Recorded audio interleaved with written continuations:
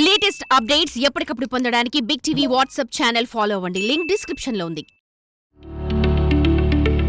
Congratulations చెప్పాలనుకుంటున్నాను. ఎందుకంటే బాధపడుతున్న టైంలోని తెలంగాణ ప్రభుత్వం ఏదైతే ఆ యొక్క సెక్షన్లోని వాళ్ళని కూడా ఎంపిక చేయడం అనేది నిజంగా అసలు చాలా హ్యాపీనెస్ని కలిగించింది.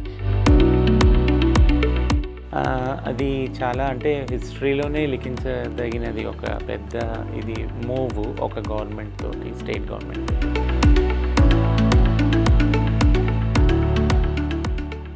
అండ్ ఈ న్యూస్ వచ్చిన తర్వాత చాలామంది ఏంటంటే ట్రాన్స్జెండర్స్ జెన్యూనిటీ ఉన్న వాళ్ళు ఎవరైతే ఉంటారో వాళ్ళకి ఈ ఉద్యోగాలు రావాలి. ఎందుకంటే ఫేక్ ట్రాన్స్జెండర్స్ ఎంతమంది ఈరోజు బయట కనిపిస్తున్నారో మనం చూస్తూ ఉన్నాం. యాక్చువల్గా 50 పోస్టులు యాక్చువల్గా పైలట్ ప్రాజెక్ట్లో దానికి సెలెక్షన్స్ అయినాయి. నిన్న ఫిజికల్ టెస్ట్ కూడా అయింది. ట్రాన్స్జెండర్స్లోని పెళ్లి చేసుకొని సంతోషంగా ఉన్న వాళ్ళు ఎంతమంది ఉన్నారమ్మా? మ్యారేజ్ అనే ఇన్స్టిట్యూషన్కి వ్యతిరేకం, ముఖ్యంగా క్యూయర్ విమెన్ ఎవరైతే విమెన్ ఉన్నారో LGBTQIలో వాళ్ళు ఎగెనెస్ట్గా ఉన్నారు. ఎందుకనంటే hi, hello, welcome to big TV. నేను మీ గౌతమి. సో ఈరోజు మనతో పాటు ఒక స్పెషల్ గెస్ట్ ఉన్నారు. సో ఆవిడతో చాలా మ్యాటర్స్ మాట్లాడాలి అని చెప్పి ఈరోజు మన స్టూడియోకి అయితే ఇన్వైట్ చేయడం జరిగింది. ఆవిడ ట్రాన్స్జెండర్ వెల్ఫేర్ బోర్డ్ మెంబర్ రచన ముద్రబోయిని గారు. ఆవిడతో మాట్లాడదాం, మరిన్ని విషయాలు తెలుసుకునే ప్రయత్నం కూడా చేద్దాం. నమస్తే అండి. నమస్తే.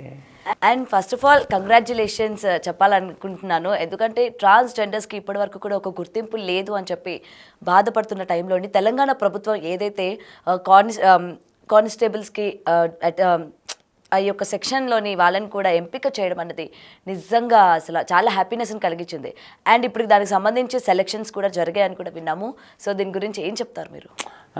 అది చాలా అంటే హిస్టరీలోనే లిఖించదగినది. ఒక పెద్ద ఇది మూవ్ ఒక గవర్నమెంట్ తోటి, స్టేట్ గవర్నమెంట్ తోటి పైలట్ ప్రాజెక్ట్గా చేస్తున్నారు.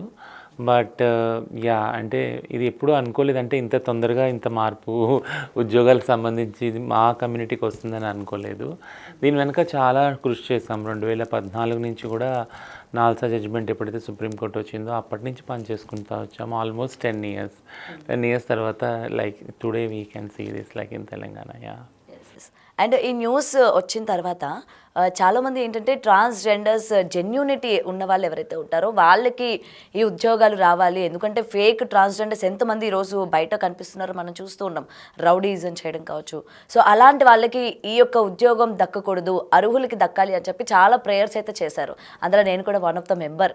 ఎందుకంటే నేను స్నేహ గారితో మాట్లాడినప్పుడు చాలా ఆవిడ కూడా అదే కోరుకున్నారు, నేను అదే కోరుకున్నా. సో ఈ సెలెక్షన్స్ అన్నవి ఏ విధంగా జరిపారు? మొత్తం ఎంతమంది ఇప్పటి వరకు సెలెక్ట్ అయ్యారమ్మా?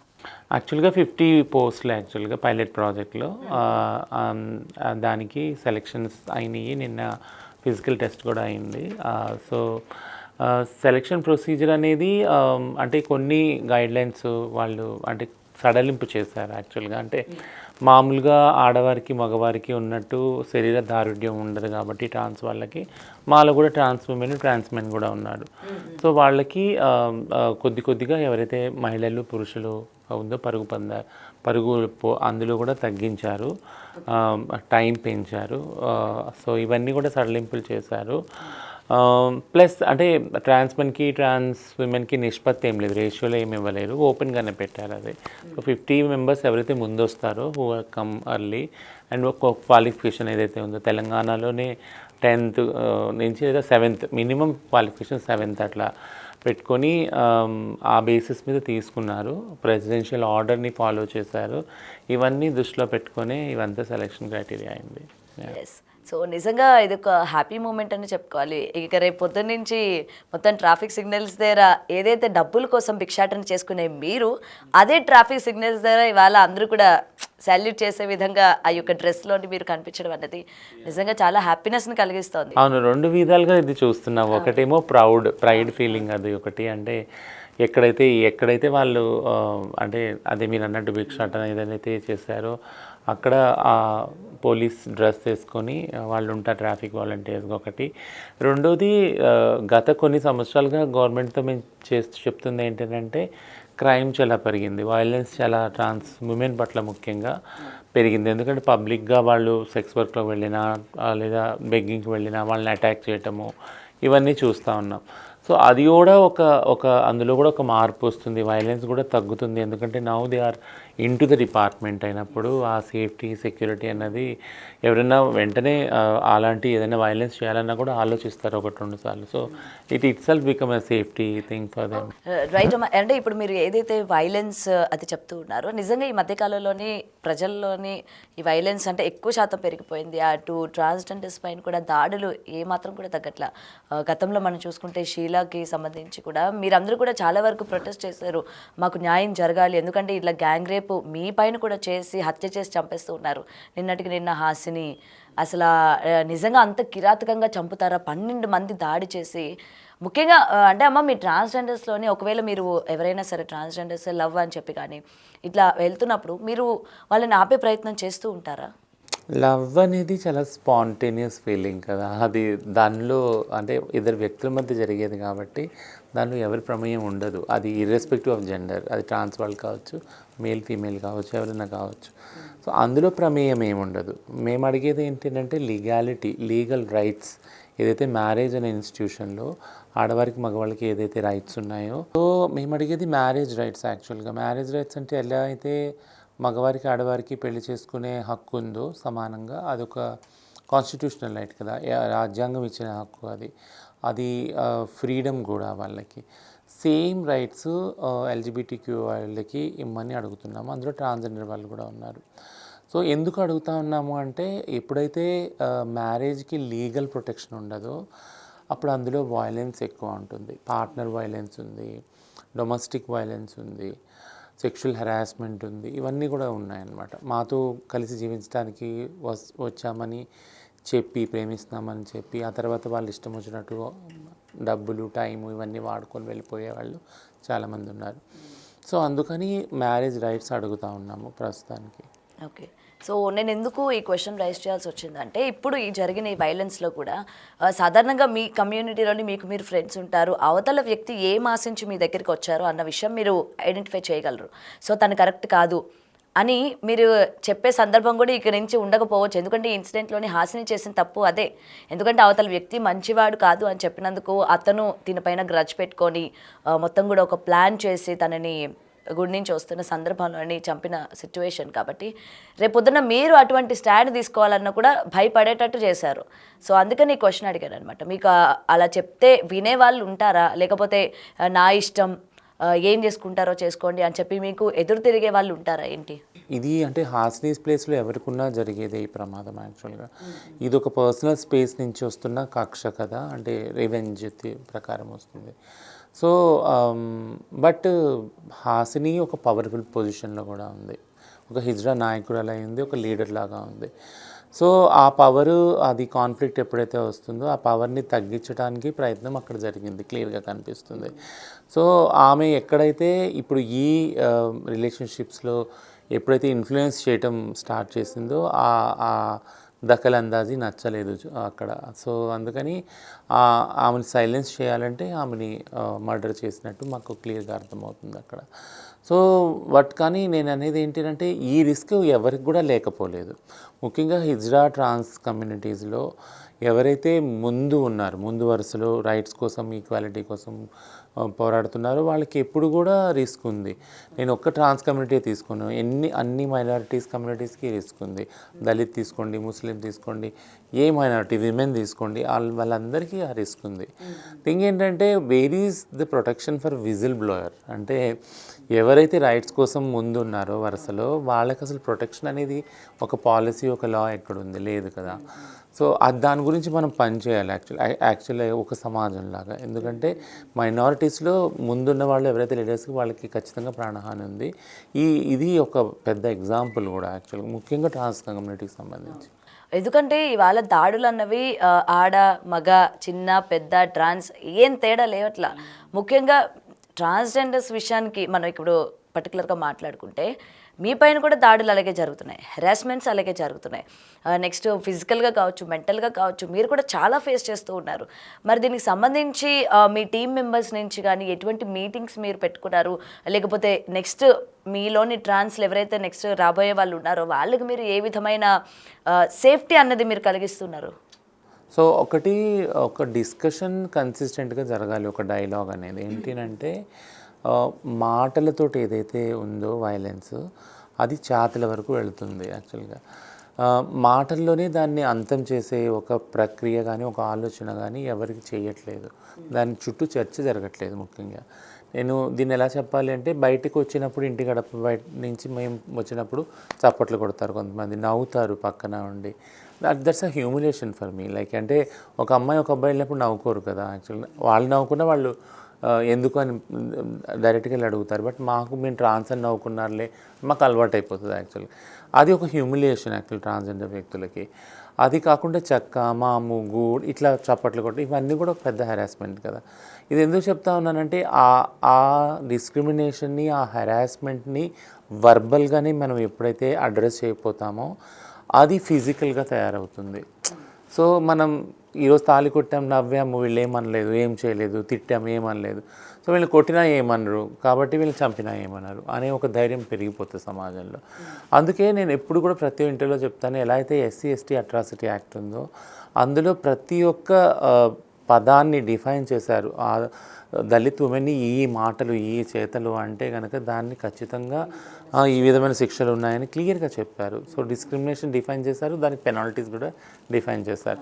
మేము కూడా కోరుకునేది అదేంటంటే, ట్రాన్స్జెండర్ కమ్యూనిటీకి ఒక ప్రైడ్ తేవాలి.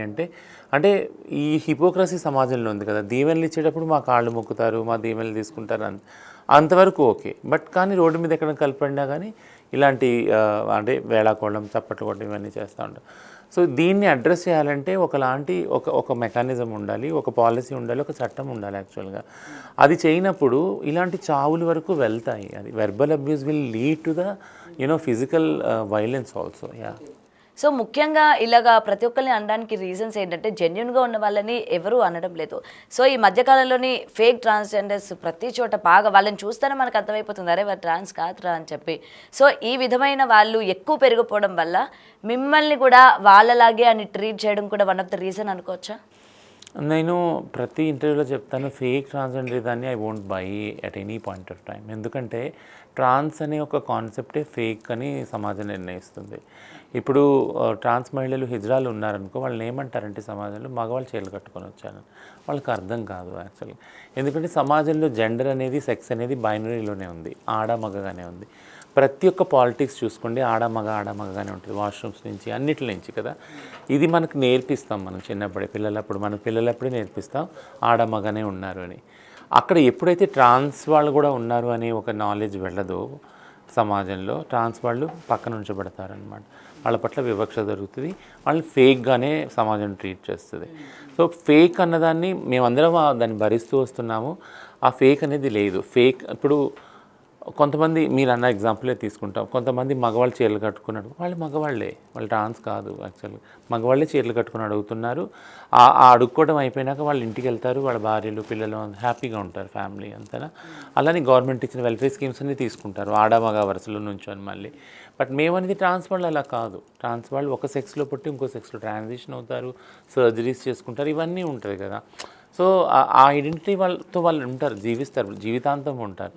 సో అందులో ఒక అథెంటిసిటీ ఉంది. అంటే నేను నా మనసులో ఎట్లా అనుకుంటున్నాను, నేను అట్లా బయట కూడా జీవిస్తున్నాను. నేను ఇర్రెస్పెక్ట్ ఆఫ్ ఏ సెక్స్లో నేను పుట్టినా కానీ. ఈ నాలెడ్జ్ అనేది ఆ సమాజంలో సెన్సిటైజేషన్, ఓరియంటేషన్ లేదు. ఎందుకంటే స్కూల్ స్థాయి నుంచి కూడా, ఎడ్యుకేషన్ స్థాయి నుంచి కూడా ఇది ఎవరికీ తెలియదు. సో ఇదంతా బైనరీ ఎప్పుడైతే ఉందో, ఈ బైనరీలో ఉన్నంత వరకు సమాజము ట్రాన్స్ వాళ్ళకి ఈ చేత్కారాలు, ఈ వివక్ష జరుగుతూనే ఉంటాయి. సో మనం బడి నుంచి, మన ఇంటి నుంచి మొదలు పెట్టాలి. ఫస్ట్ సెన్సిటైజేషన్ ఏంటంటే ఆడమగ కాదు, ట్రాన్స్ వాళ్ళు కూడా ఉంటారు అని. అప్పుడు అది స్టార్ట్ చేసినప్పుడు యాక్సెప్టెన్స్ అనేది నెక్స్ట్ వస్తూనే ఉంటుంది వెంట. అండ్ అమ్మ, ఈ మధ్యకాలంలోని మనం సోషల్ మీడియా, ఇన్స్టాగ్రామ్ రీల్స్ కావచ్చు, ప్రతి చోట చూస్తూ ఉంటే ఈ అబ్బాయిలు చక్కగా ఉన్నవాళ్ళు ఏ విధంగా మారిపోతున్నారు. అందరూ కూడా అది రీల్స్ కోసం, అంటే వ్యూస్ కోసం చేస్తున్నారా, లైకుల కోసం చేస్తున్నారా, నిజంగా వాళ్ళు అలా మారిపోతున్నారు, అసలు ఎక్కడి నుంచి పుట్టుకొస్తున్నారు అని చెప్పి మీరు కూడా చూసే ఉంటారు. ఆ కమెంట్స్ కావచ్చు, ఓపెన్ చేస్తే మనం 100 కానీ చూసినట్లయితే అందులో 50 వరకు కూడా వాళ్ళే ఉన్నారు, మొత్తం చేంజ్ అయిపోయినట్టు అబ్బాయిలే ఉన్నారు మొత్తం కూడా. వాటిని మనం ఏ విధంగా తీసుకోవచ్చు అంటారు? ఎందుకంటే సమాజంలో కూడా అరే మగజాతి అంతరించిపోతుంది, ఏమవుతుందిరా మీ అందరికీ కూడా, ఎందుకు ఈ విధంగా తయారవుతున్నారు, ఆ లైకుల కోసం చేస్తున్నారా, లేకపోతే ఏంటి అసలు మీ ఇంటెన్షన్ ఏంటి, ఆ ఎక్స్ప్రెషన్స్ ఏంటో అవి మొత్తం కూడా అర్థం కావట్లా. అసలు ఏం జరుగుతుంది అంటారు మొత్తం ఇవన్నీ చూస్తూ ఉంటే? సో ఇది ఎక్స్పెక్టెడ్ యాక్చువల్గా, దీన్ని మేము ఎక్స్పెక్ట్ చేసాము. ఏంటంటే ఎల్జిబిటీ మూమెంట్ అనేది ఒక డైవర్సిఫైడ్ మూమెంట్, అంటే ఇందులో వివిధత ఉన్నది అన్నమాట. అంటే గేస్ అనేవాళ్ళు ఎవరు, lesbian, transgender, bisexual, asexual, intersects, ఇట్లా వేరు ఐడెంటిటీస్ ఉన్నాయి.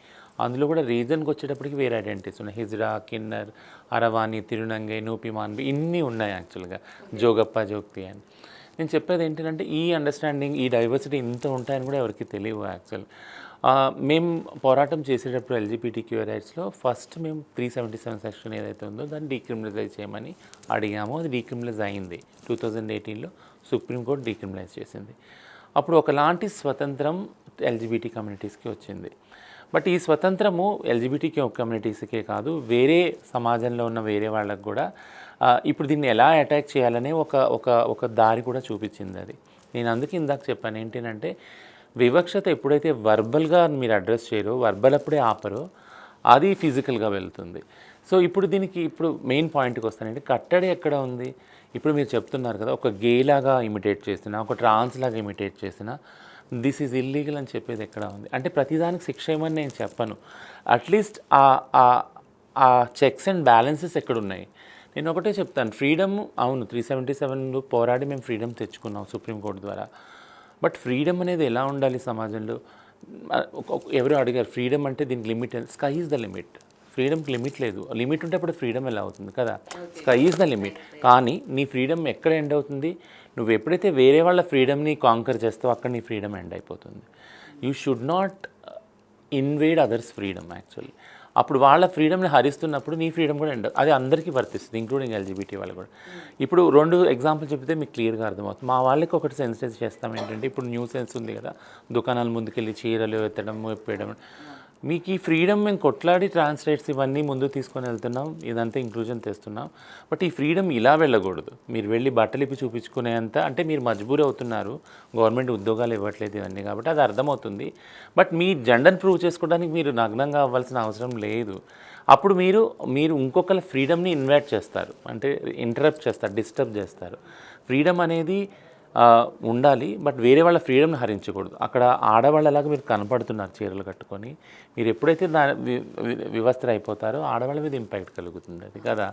సో ఇండైరెక్ట్గా ఈ జ్ఞానం అనేది, పొలిటికల్ నాలెడ్జ్ అనేది మేము చేస్తూ ఉన్నాం, ఓరియంటేషన్ చేస్తూ ఉన్నాం. అదేవిధంగా గవర్నమెంట్తో పనిచేస్తున్నామంటే మీరు వెంటనే మా వాళ్ళకి ఉద్యోగాలు, ఎడ్యుకేషన్ ఇవన్నీ కల్పించండి. ఈ భిక్షాటన, సెక్స్ వర్క్ నుంచి వెళ్తారు వాళ్ళు, ఈ దారి నుంచి వెళ్ళి వేరే దారిలోకి వెళ్తారు. ఇంకేంటంటే బట్ వీళ్ళకి చెప్పగలుగుతున్నాం, గవర్నమెంట్కి చెప్పగలుగుతున్నాం. సమాజాన్ని ఓరియంట్ చేసేది ఎవరు? There is no mass sensitisation programme at all. To be frank, కేరళలో ఫస్ట్ ట్రాన్స్జెండర్ రైట్ గురించి సెన్సిటైజేషన్ చేద్దాం కూడా కోలీవుడ్ అంతా నిలబడ్డారు ట్రాన్స్జెండర్ కమ్యూనిటీ తోటి. వాళ్ళకున్న చిన్న బడ్జెట్లోనే ఇయర్లీ ఒక ఈవెంట్ ప్లాన్ చేశారు. ఏంటంటే యాక్టర్స్ అందరూ కూడా ఒక 1 డే ఈవెంట్లో దే విల్ వాక్ అనమాట, ర్యాంప్ మీద వాక్ చేస్తారు అలాంగ్ విత్ ట్రాన్స్జెండర్స్ అన్నమాట. That itself is a mass sensitisation కదా. అంటే ఆ వివక్షతని, అన్టచబిలిటీని, దీని అన్నింటినీ అడ్రస్ చేస్తారు. ఇంకేంటంటే we need to be more cautious. సమాజంలో ఇట్లాంటి వివక్షత వస్తుంది అన్నప్పుడు సెన్సిటైజ్ చేయవలసిన బాధ్యత గవర్నమెంట్కి ఉంది, కమ్యూనిటీకి కూడా ఉంది. బట్ సమాజం కూడా అర్థం చేసుకోవాల్సిన ఒకటి ఏంటంటే, మనము ఇలాంటి వివక్షత చేస్తే this will hurt and the hurt will lead to, మనం ఈరోజు ఒక అబ్బాయి ఒక అమ్మాయిలా చీర కట్టుకొని ఏదో సమ్ రీల్ చేసి వదిలిపోతాడు. బట్ ఆ ఇంపాక్ట్ ట్రాన్స్ వాళ్ళ మీద చాలా పడుతుంది. దట్ విల్ లీడ్ 2 విధాలకు పనిచేస్తుంది. ఏంటంటే ఎవరైతే ఇంకా రాలేదు ట్రాన్స్ అని బయటకి, వాళ్ళకి ఇంకా క్లోజెట్లోకి వెళ్ళిపోయేలా చేస్తుంది. అమ్మో ఇలా బయటకు వస్తే ఇలా చేస్తారు, నన్ను ఇలా గేలి చేస్తారు, వెళ్ళకోవడం చేస్తారు అనేది వాళ్ళు ఎప్పటికీ జీవితంలో బయటికి రాలేదు. వాళ్ళు ట్రాన్స్లాగా జీవించలేరు ఎప్పుడు కూడా. అప్పుడు చాలా కుమిలిపోతారు, హ్యూమిలియేషన్కి ఫీల్ అవుతారు. ఇదొకటి అవుతుంది. రెండోది ఏంటంటే, మీరు అట్లా నవ్వు ఎగతాళి చేసినప్పుడు అది అలవాటు అయిపోతుంది, ఒక కల్చర్ అయిపోతుంది, ఒక సంస్కృతిలాగా బయటికి వెళ్ళి వీళ్ళనే కదా, వీళ్ళ మీద రీల్ చేయొచ్చు, తిట్టచ్చు, ఏమన్నా చేయొచ్చు అని. అది ఎప్పుడైతే కల్చర్ అవుతుందో, verbal culture will lead to physical violence. Right. అయితే ఒక క్వశ్చన్ అడగాలనుకుంటున్నా, ట్రాన్స్జెండర్స్లోని పెళ్లి చేసుకొని సంతోషంగా ఉన్న వాళ్ళు ఎంతమంది ఉన్నారు? ఉన్నారు, చాలామంది ఉన్నారు. అంటే లా లేనంత ప్రకారము పెళ్లి చేసుకోరని లేదు, చేసుకొని సుఖంగా లేరని లేదు. సో మంచి ప్రశ్న. ఎందుకంటే చాలా రోజులు నేను అంటే ఎల్జిబిటీ మూవ్మెంట్ అంతా కూడా మ్యారేజ్ అనే ఇన్స్టిట్యూషన్కి వ్యతిరేకం. ముఖ్యంగా క్యూయర్ విమెన్, ఎవరైతే విమెన్ ఉన్నారో ఎల్జిబిటీ క్యూఏలో వాళ్ళు ఎగెనిస్ట్గా ఉన్నారు. ఎందుకనంటే విమెనే ఈ ఇన్స్టిట్యూషన్లో చాలా బాధలు పడుతూ ఉన్నారు. పెళ్ళి అనేది అంటే ఇప్పుడు ఎవరో తెలియని ఒక మగ వ్యక్తిని తల్లిదండ్రులు తీసుకొస్తారు, పెళ్లి చేసుకోవాలి, తనతోటి ఏమన్నా కానీ తనతోటి లైఫ్ అంతా చేయాలి. ఆ మగాడికి చాలా చాయిస్ ఉంటుంది, బట్ ఆడవాళ్ళకి ఏ చాయిస్ ఉండదు కదా. సో ఇదొక ఇన్స్టిట్యూషన్లో చాలా బాధ ఉంది, చాలా వైలెన్స్ ఉంది. కొట్టినా తిట్టినా ఎమోషనల్గా ఏం చేసినా కానీ అక్కడ ఉమెన్ ఉండాల్సి వస్తుంది. దీన్ని క్యూయర్ విమెన్ ముందే అన్నారు, లేదు అసలు ఆ మ్యారేజ్ ఇన్స్టిట్యూషన్ మాకు వద్దు అని. అలా అని ఎల్జిబిటీ దానిలో మ్యారేజ్ ఒక డిమాండ్ అయ్యి లేదంటే ఉంది, ఖచ్చితంగా ఉంది. బట్ ఇప్పుడు నేను మెయిన్ ఆడ మగ మధ్య ఉన్న మ్యారేజ్ రిలేషన్షిప్కి ఎల్జిబిటీలో ఉన్న మ్యారేజ్ రిలేషన్షిప్ మధ్య డిఫరెన్స్ చెప్తాను. ఏంటంటే ఇక్కడ తల్లిదండ్రులు ఒక ఫ్యామిలీ, ఒక బ్యాక్గ్రౌండు, ఒక కాస్ట్, రిలీజన్ ఇవన్నీ పెద్ద రోల్ ప్లే చేస్తాయి కదా. వాళ్ళు చూసి తెలియని వాళ్ళు ఎవరో తీసుకొచ్చి పెళ్లి చేసేస్తారు, అయిపోతుంది. ఇక్కడ అలా జరగదు ఎల్జిబిటీ దానిలో. ఒకళ్ళనొకళ్ళు ఫస్ట్ చూసుకుంటారు, అండర్స్టాండ్ చేసుకుంటారు. ఆ లవ్, ఎఫెక్షన్, ఇమోషన్స్ అనేవి ఒకళ్ళిద్దరి మధ్య జనరేట్ అవుతుంది. కొంత టైం పడుతుంది. అది యాక్చువల్గా తెలుసుకున్నాకనే దే విల్ లివ్ ఇన్ రిలేషన్లో ఉంటారు, లేదా పెళ్లి చేసుకోవాలని నీడ్ ఉంటే చేసుకుంటారు. సో థింగ్ ఏంటంటే మార్పు ఎక్కడ గమనించాలి అని అంటే లివింగ్ రిలేషన్లో ఉన్నవాళ్ళు చాలామంది ఉన్నారు ఎల్జిబిటీ కమ్యూనిటీలో when you compare to women and men. పెళ్లి చేసుకున్న వాళ్ళు తక్కువ ఉన్నారు. అంటే పెళ్లి చేసుకున్న వాళ్ళు కూడా సమాజంలో మాకు లేవు రైట్స్ అంటే మాకు ఎందుకు ఇవ్వలేదు అని ఎదిరించి వెళ్ళి పెళ్లి చేసుకున్నారు యాక్చువల్గా. అంటే we will show that we can also get married and we can also in like ఎలా అయితే మగవాళ్ళు ఆడవాళ్ళు కలిసి జీవిస్తున్నారు ఇన్ని సంవత్సరాలు, అలా మేము కూడా చూపిస్తామని చేసుకొని జీవించిన వాళ్ళు, చూపించిన వాళ్ళు చాలామంది ఉన్నారు. సో బట్ కానీ ఈ ఏదైతే మీడియా ఇదంతా సోషల్ మీడియా ఉందో అందులో బయటికి రాకుండా చాలామంది ఉన్నారు. ఎందుకంటే that will impact there life కదా. కొంతమంది పెళ్లి చేసుకున్నారు, పిల్లల్ని అడాప్ట్ చేసుకున్నారు, చట్టాలు లేనప్పుడు ఏదో ఒక టైంలో ఎవరో ఒకరు అటాక్ చేయొచ్చు వాళ్ళ మీద. అందుకని చాలా సీక్రెట్గా చాలా తక్కువ సోషల్ లైమ్లైట్లో ఉంచుకొని వాళ్ళ పర్సనల్ లైఫ్ని వాళ్ళు ఉన్నారనమాట. నేను ఎందుకు ఈ క్వశ్చన్ అడగాల్సి వచ్చిందంటే మీ ట్రాన్స్లోనే అంకిత రాజ్ వాళ్ళు పెళ్లి చేసుకున్నప్పుడు చాలామంది హ్యాపీగా ఫీల్ అయ్యారు.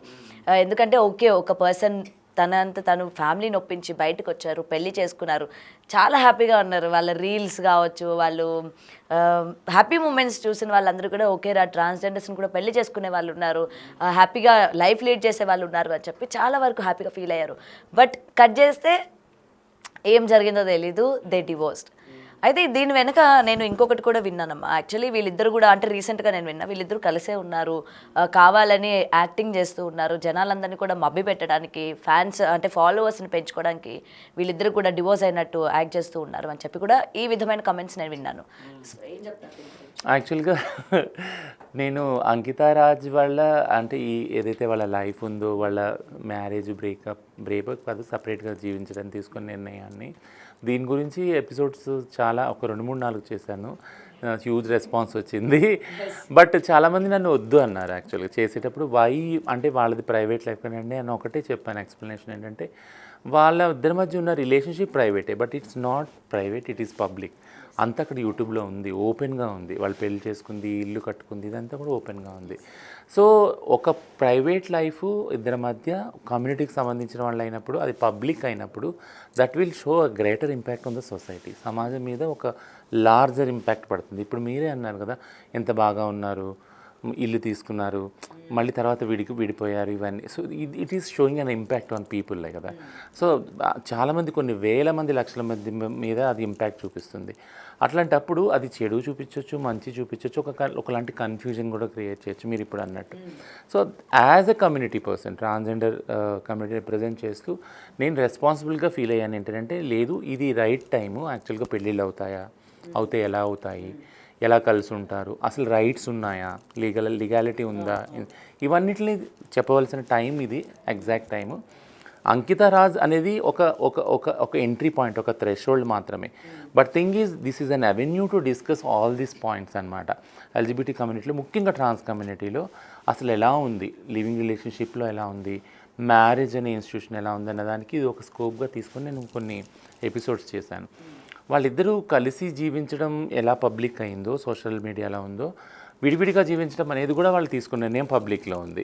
దట్స్ కంప్లీట్లీ, అంటే దాని రీజన్స్ కంప్లీట్లీ పర్సనల్ వాళ్ళకి. మనం వాళ్ళ చుట్టూ అంటే వచ్చిన స్టోరీస్ అన్నీ అల్లినవే, వాళ్ళ ద్వారా విన్నవి కాదు అది. So we don't need to add more stories around. దానికి మళ్ళీ ఇంకొన్ని కథలు అల్లవలసిన అవసరం మనకి లేదు. బట్ థింగ్ ఏంటంటే ఇది సేమ్, నేను అదే పాయింట్కి వస్తాను. ఏంటంటే ఎల్జీబీటీలో ట్రాన్స్ వాళ్ళు చాలా విజిబుల్గా ఉంటారు, కనపడతారు. ఎందుకంటే ట్రాన్స్జెండర్ వాళ్ళు మీ సమాజంలో బయటికి వెళ్ళగానే వారికి చౌరస్తాలు కానీ ఎక్కడన్నా కానీ కనపడుతూనే ఉంటారు. బట్ ఇట్లా కనపడే వాళ్ళు ఒకవేళ వీళ్ళకి మ్యారేజ్ రైట్స్ ఇవ్వనప్పుడు వీళ్ళు లివింగ్ రిలేషన్లో కానీ, ప్రేమలో కానీ, మ్యారేజ్లో కానీ ఎంటర్ అయినప్పుడు మామూలు వాళ్ళు ఎలా ఎంటర్ అవుతారో ఆడవాళ్ళ మగలు వీళ్ళ దగ్గర కూడా అందరూ వస్తారు, వీళ్ళు కూడా ప్రేమిస్తారు, పెళ్ళిళ్ళు కూడా చేసుకుంటారు. చేసుకున్నప్పుడు ఆ ఇన్స్టిట్యూషన్ని ప్రొటెక్ట్ చేయనప్పుడు ఆ మ్యారేజ్లో జరిగే పార్ట్నర్ వైలెన్స్, హింస ఎవరెవరన్నా కొట్టచ్చు కదా. తల్లిదండ్రులు లేరు, అత్తమామలు లేరు, బట్ కానీ భర్త వల్ల సేఫ్టీ ఉందని ఏంటి, భర్తనే హింస చేయొచ్చు, భార్య హింస చేయొచ్చు భర్త మీద, వీళ్ళిద్దరి మీద చుట్టుపక్కల వాళ్ళ హింస చేయొచ్చు, అవునా, కమ్యూనిటీ హింస ఉండొచ్చు. ఇదంతా ఉన్నది. ఇదంతా ఒక స్ట్రెస్లా ఉంటుంది ఈ కపుల్ మీద. ఎందుకంటే మామూలు ఏదైతే ఫీమేల్ మేల్ రిలేషన్షిప్ ఉందో సమాజం ఎప్పుడు దాంతోనే కంపేర్ చేస్తుంది వీళ్ళ రిలేషన్షిప్ని. మీరే అన్నారు అంకిత రాజు కలిసి ఉంటే వావ్ ఎంత బాగున్నారంటే, ఉన్నారు, బట్ 2 సంవత్సరాలే ఉన్నారు. 2 సంవత్సరాలు కాకుండా నన్ను కొంతమంది అన్నారు, మాకు కొన్ని ఆశలు ఉండే వాళ్ళు కలిసి ఉన్నప్పుడు మేము కూడా పెళ్లి చేసుకోవచ్చు అని కొంతమంది ట్రాన్స్జెండర్ వాళ్ళు. కానీ మాకు ఇప్పుడు లేవంటే నేను అన్నాను, వాళ్ళు ఒక కపుల్ మాత్రమే, they won't represent the whole community కదా. Ankita is not a face of the whole transgender community, and Raj also not even face of the whole men community. అంటే ఇక్కడ ఇంకొక క్వశ్చన్స్ కూడా రైజ్ అవుతూ ఉంటాయి. ఏంటంటే ట్రాన్స్జెండర్స్కి భవిష్యత్తు అంటే ఫ్యూచర్ ఇద్దామని పెద్ద మనసు చేసుకొని వచ్చి పెళ్లి చేసుకున్నప్పటికీ వాళ్ళ యొక్క పాస్ట్ ఏదైతే ఉందో దాన్ని వదలడానికి ఇష్టపడరు. కాబట్టి వాళ్ళ యొక్క మ్యారేజ్ లైఫ్స్ ఏవైతే ఉన్నాయో ఇలా మధ్యలోనే ఆగిపోతూ ఉంటాయి. సో వాళ్ళని ఇంకెవరు వచ్చి పెళ్లి చేసుకుంటారు అని చెప్పి కూడా నేను కొన్ని విన్నా. ఏమంటారు? ఈ కపుల్ వీళ్ళ పర్సనల్ లైఫ్ పబ్లిక్ అవటం వల్ల, సోషల్ అవటం వల్ల అట్లాంటి జడ్జ్మెంట్స్ వచ్చినాయి. యాక్చువల్గా నేను ఇంతకుముందు చెప్పినట్టు 15-20 సంవత్సరాలు 25 సంవత్సరాలు I have more examples in the community. చాలామంది కలిసి జీవించి ఉన్నవాళ్ళు ప్రస్తుతం కూడా ఉన్నారు చాలామంది. థింగ్ ఏంటంటే సో ఒక ఎగ్జాంపుల్ తీసుకొని, ఒక కపుల్ ఎగ్జాంపుల్ తీసుకొని దాన్ని ఓవర్ సింప్లిఫికేషన్ అంటారు, దాన్ని మొత్తం కమ్యూనిటీకి ఆపాదించడం చాలా తప్పు. అది ఏ కపుల్ అయినా నేను అంటాను, ఒక ఆడమగ సంథింగ్, ఒక సెలబ్రిటీస్ ఉన్నారు, 2 యాక్టర్లు పెళ్లి చేసుకున్నారు, నేను పేర్లు చెప్పాను, వాళ్ళకి చూసి ఇలా చేసుకుంటే ఇలా అవుతుందా అనేది. It's completely personal. వాళ్ళు వచ్చే చెప్పారు కదా పబ్లిక్లో, ఇది మా పర్సనల్ లైఫ్, మా మధ్య ఏం లేదు, మనకి క్లారిటీస్ ఇచ్చారు. యాక్చువల్గా వీళ్ళు ఇవ్వలేదు, అందుకని ఇన్ని కథలు వెళ్ళినాయి. థింగ్ ఏంటంటే ఈ రిస్క్ ఏదైతే ఉందో, ఆ రిస్క్ తీసుకునేది పెళ్లి చేసుకోవటము, పార్ట్నర్షిప్లో ఉండనేది, ఈ రిస్క్ని మినిమైజ్ చేయాలి అంటే కనుక ఖచ్చితంగా ఒక పాలసీ, ఒక లా రావాలి, లాలో చేంజ్ రావాలి. సుప్రీంకోర్టుకి వెళ్ళినప్పుడు సుప్రీంకోర్టు ఏమందంటే అప్పుడే మేము మార్చలేము, ఎందుకంటే మ్యారేజ్ చట్టాలు చాలా ఉన్నాయి, హిందూ మ్యారేజ్ యాక్ట్ ఉంది, ముస్లిం మ్యారేజ్, క్రిస్టియన్, ఇవన్నీ డిఫరెంట్గా ఉన్నాయి, ఇట్లా అన్నింటినీ మేము మార్చలేము కదా, అండ్ దిస్ ఈజ్ ఇప్పుడు ఇంకా టైం కాదు అని చాలా కొట్లాడారు సుప్రీంకోర్టులో. అయితే ఏంటంటే మాకు ఇల్లు రెంట్కి ఇవ్వట్లేదు కపిల్, ఒకవేళ భార్యాభర్తలు ఉంటే మాకు బ్యాంక్ అకౌంట్ ఇవ్వట్లే, ఇన్సూరెన్స్ పాలసీ ఇవ్వట్లే, ఇవన్నీ బ్యాంక్ అకౌంట్స్ కూడా ఇవ్వరా అమ్మా? అంటే ఒక కపుల్కి జాయింట్ అకౌంట్, జాయింట్ అకౌంట్ ఇవ్వట్లేదు భార్యాభర్త, ఒక ఇన్సూరెన్స్ పాలసీ ఇవ్వట్లేదు, నామినీ లాగా, ఇవన్నీ కూడా టెక్నికల్గా వాళ్ళు చూపించారు తీసుకెళ్తే. దెన్ వాళ్ళు ఏమన్నారంటే then we need to change lot of laws, చాలా చేంజ్ చేయాల్సి వస్తుంది, and we have no time life for this, అండ్ దీని డిస్కషన్ మళ్ళీ పెండింగ్ పెట్టారు. ఇంకేంటంటే ఇది ఓన్లీ టెక్నికల్గా చూపించింది, ఇవి సివిల్ మ్యాటర్స్ యాక్చువల్గా, అడాప్షన్, మ్యారేజ్ ఇవన్నీ. బట్ మేము చెప్పేది ఏంటంటే ముఖ్యంగా ట్రాన్స్జెండర్ కమ్యూనిటీలో ఇందులో వైలెన్స్ ఉంది. చాలామంది ఓంట్ బిలీవ్. నేను మొన్న ఒక రీసెర్చ్ వాలంటరీ అయ్యి నేను చేశాను కొంతమంది స్టూడెంట్స్ తోటి, సోషల్ వర్క్ స్టూడెంట్స్ తోటి. ఒక అబ్జర్వేషన్ అంటే 10 మెంబర్స్ ఒక ట్రాన్స్ ఉమెన్ తీసుకుంటే వితిన్ 25 లోపు వాళ్ళే ఉన్నారు. వాళ్ళు భిక్షాటం ద్వారా, సెక్స్ వర్క్ ద్వారా వాళ్ళు కమాయించినదంతా కూడా 25 years లోపు వాళ్ళు ఒక 10 మంది ట్రాన్స్ ఉమెన్ తీసుకుంటే అందులో చాలామంది 80 to 90% అందరూ కూడా పార్ట్నర్స్ వాళ్ళని వదిలేసి వెళ్ళిపోయారు. పార్ట్నర్స్ వదిలి వెళ్ళటమే కాకుండా వాళ్ళు సేవ్ చేసుకున్న మనీ బెగ్గింగ్ ద్వారా సెక్స్ వర్క్ ద్వారా ఒక minimum is 25 lakhs, maximum is లెక్కలేదు దానికి. అంటే 25 lakhs 25 ఏజ్ లోపల వీళ్ళు ఎంతో కష్టపడి సేవ్ చేసుకున్నారు. ఒక లైవ్లీహుడ్ వాళ్ళకు ఓన్లీ భిక్షాటన సెక్స్ వర్క్ ఉంది. అట్లాంటి హార్డ్ ఎర్న్ మనీ ఎర్నింగ్స్ అన్ని తీసుకొని సేవింగ్స్ వెళ్ళిపోతే వాళ్ళు ఎట్లా బతకాలి? మళ్ళీ వాళ్ళు అదే రోడ్డుకు రావాలి, అదే భిక్షాటన అదే సెక్స్ వర్క్లోకి వెళ్ళాలి. So it's very tough. And ఇంకొకటి అమ్మ, మీరు రిలేషన్ నుంచి బయటకు వచ్చేసిన తర్వాత ఆ యొక్క పార్ట్నర్ దగ్గర నుంచి భరణం లాంటివి ఏమైనా తీసుకుంటారా? రీసెంట్గా రంగారెడ్డి కోర్టులో ఒక సక్సెస్ఫుల్ కేసు ఉంది, భూమి అని. ఆ రంగారెడ్డి సెషన్ కోర్ట్ జడ్జిమెంట్ ఇచ్చింది అంటే ఖచ్చితంగా ట్రాన్స్ ఉమెన్ని తో రిలేషన్షిప్ ఎవరైతే ఉన్నారో పెళ్లి చేసుకున్నారో వాళ్ళు ఒకవేళ రిలేషన్షిప్ తెగతింపులు అయితే కనుక భరణం ఇవ్వాలని ఒక జడ్జిమెంట్ ఇచ్చింది. సో ఆ కేసెస్ అవుతున్నాయి, ఇప్పుడు సక్సెస్ అవుతున్నాయి. ఓన్లీ థింగ్ ఏంటంటే చాలామంది కోర్టు వరకు వెళ్ళరు. ఇది కూడా చెప్పాలి. ఈ స్టడీలో నాకు తెలిసిన అంటే ఒక విషయం ఏంటంటే which I can not able to digest అనేది ఒకటి ఏంటంటే, చాలామంది ట్రాన్స్ ఉమెన్ అడిగినప్పుడు దెన్ మీకు లీగల్గా ఎందుకు మూవ్ కాలేదు అనేది, చాలామంది లీగల్గా మూవ్ కాలేదు, కోర్టుకి వెళ్ళలేదు. వాళ్ళు ఎందుకు కాలేదు అంటే మా నీడ్ మా పార్ట్నర్ ఎవరైతే వదిలి వెళ్ళిపోయాడో అతను మళ్ళీ రావాలనే ఉంది, కానీ వాళ్ళని కోర్టుకి ఇచ్చి పైసలు గుంజాలని మాకు లేదంటే నేను అనుకున్నా ఓ అలానా అంటే అలా ఎందుకు అంటే.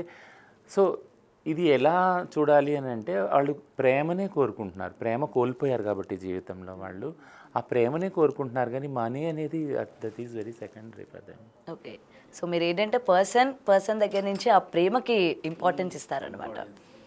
ఓకే, సో ఏదైనా ఎందుకంటే రెగ్యులర్గా మనం చూస్తూ ఉన్న ఈ కేసెస్ వరుసగా ట్రాన్స్జెండర్స్ పైన జరుగుతున్న హత్యలు కావచ్చు, మానభంగాలు కావచ్చు, లేకపోతే ఈ దోపిడీలు అనుకోవచ్చు, అండ్ ఈ డివోర్స్లు ఇవన్నీ.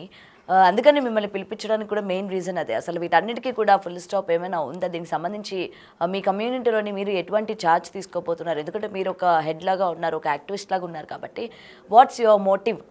మీరు ఎటువంటి స్టాండ్ తీసుకోబోతున్నారు? నెక్స్ట్ మరొక ట్రాన్స్జెండర్ దోపిడీకి గురి కాకుండా, హత్యకి గురి కాకుండా, ఇట్లా డివోర్స్ అంటే రిలేషన్లోకి వెళ్ళి ఇలా బాధపడకుండా ఉండడానికి మీరు తీసుకుంటున్న చర్యలు ఏంటి అన్న తెలుసుకోవడానికే ఇవాళ మిమ్మల్ని అయితే ఇన్వైట్ చేయడం జరిగింది. So anyway thank you so much ma'am, thanks for coming. And నిజంగానే మళ్ళీ ఇలాంటివి మీ దాంట్లో జరగకూడదని అయితే కోరుకుంటున్నాం. అండ్ ఏదైతే నెక్స్ట్ మీ వాళ్ళని మేము ఇక్కడ ట్రాఫిక్ సిగ్నల్స్ దగ్గర ఇంకా మేము సెల్యూట్ కొట్టే టైం కూడా వచ్చింది. సో మీరు కూడా చాలా బాగా ప్రజలకి మీ యొక్క సాయాన్ని అందజేయాలని కూడా కోరుకుంటున్నాం. Thank you.